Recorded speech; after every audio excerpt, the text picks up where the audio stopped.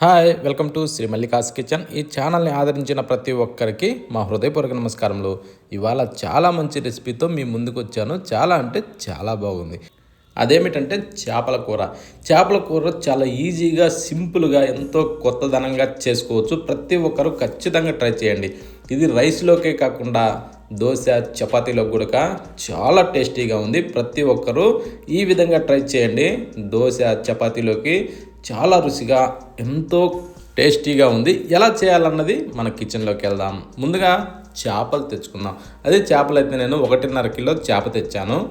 ఆ చేపలు కట్ చేసుకున్న తర్వాత మనం నీసు వాసన పోయేదాకా బాగా కడుక్కోవాలి. ముందు ఉప్పేసి బాగా ఈ విధంగా రాకిన తర్వాత నీళ్లు పోసి 1కి 4 సార్లు నీళ్లు పోసి నీసు వాసన పోయేదాకా నీట్గా కడిగిన తర్వాత బౌల్లో వేసుకొని 1 స్పూను కారం వేద్దాం. కారం వేసాక మరొక స్పూను సాల్ట్ కూడా వేసుకునేసి ఇవి రెండే సింపుల్గా చేసుకోవచ్చండి. వీటిని మనం ఇప్పుడు బాగా కలుపుకోవాలి. మనం వేసిన ఈ ఉప్పు, కారం ఇవి రెండు ఏంటంటే చేపలకి బాగా పట్టాలి. ఈ ఉప్పు, కారం అన్నది చేపలకి పట్టినప్పుడు ఏమవుతుందంటే చేప రుచి చాలా బాగుంటుంది. అందుకనేసి మనం ముందు ఉప్పు, కారాన్ని ఇలా కలిపి దీన్ని మ్యారినేట్ చేసుకోవాలి. అది ఎలా అంటే దాదాపు ఒక అరగంట సేపు మనం ఖచ్చితంగా దీన్ని మ్యారినేట్ చేసుకోబడుతుంది. ఓకేనా? ఇప్పుడు మూత పెట్టేసి పక్కన పెట్టేసుకుందాం. ఒక బౌల్ తీసుకొని దాంట్లో ఒక నిమ్మకాయ కంటే కొంచెం ఎక్కువ సైజు చింతపండు తీసుకునేసి ఈ టైప్లో విడదీసి ఆ తర్వాత నీళ్లు పోసి దీన్ని ఒక 10 నిమిషాలు అయితే నానబెట్టుకోవాలి. దీన్ని కూడా పక్కన పెట్టేద్దాం. ఇప్పుడు స్టవ్ ఆన్ చేసి ఒక బౌల్ పెట్టుకుందాం. బౌల్ పెట్టాక దాంట్లో ఒక 3 గంటలు నూనె పోసుకుందాం. నూనెను కాస్త వేడెక్కనిచ్చి సగం స్పూను వరకు మెంతులు వేసుకొని 1 స్పూను జీలకర్ర, 1 స్పూను ఆవాలు ఇవి 3 వేసాక వీటిని కొంచెం అలా వేగనివ్వాలి. వేగిన తర్వాత ఉల్లిగడ్డ ముక్కల్ని అందులో వేసుకుందాం. నేనైతే ఒక 3 ఉల్లిగడ్డల్ని కట్ చేశా. ఎక్కువ తక్కువ కావాలన్నా వేసుకోవచ్చు, ఇబ్బంది ఏం లేదు.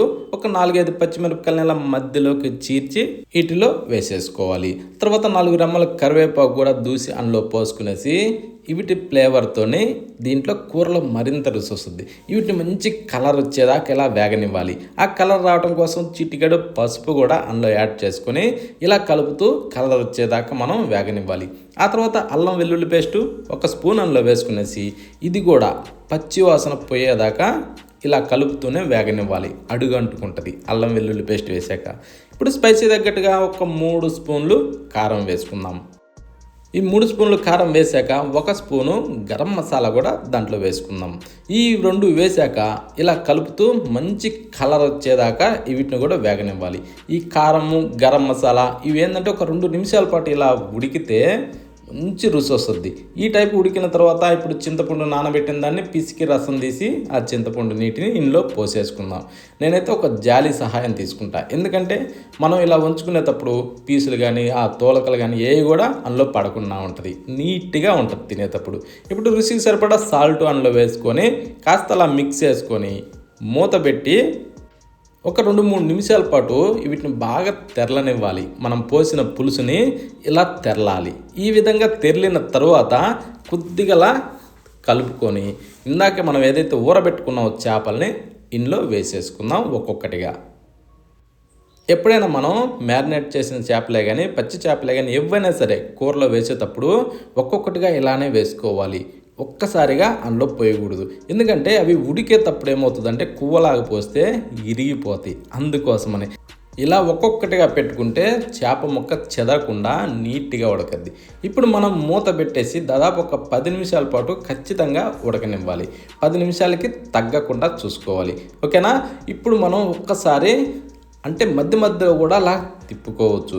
మూత తీసిన తర్వాత ఇప్పుడు ఒక్కసారి అలా తిప్పుకునేసి ఒక్కసారి చేప ముక్క ఎలా ఉడికిందన్నది చెక్ చేసుకుందాం. చెక్ చేసుకుంటే అప్పుడు మనకేంటంటే ఇంకా ఉడికించాలన్నా సరిపోతుంది అన్నది అర్థమవుతుంది.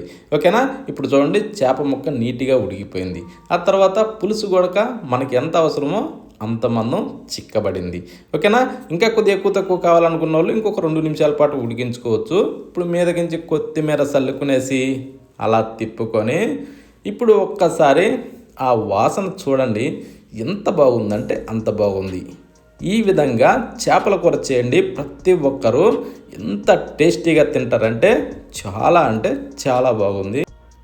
మనం ఈ చేపల కూరని రైస్లోకే కాదండి దోశ, చపాతీ ఇలాంటి వాటిల్లో కూడా నెంబర్ 1 రుచిగా ఉంది. ప్రతి ఒక్కరూ ఖచ్చితంగా ట్రై చేయండి. మళ్ళీ కలుద్దామా?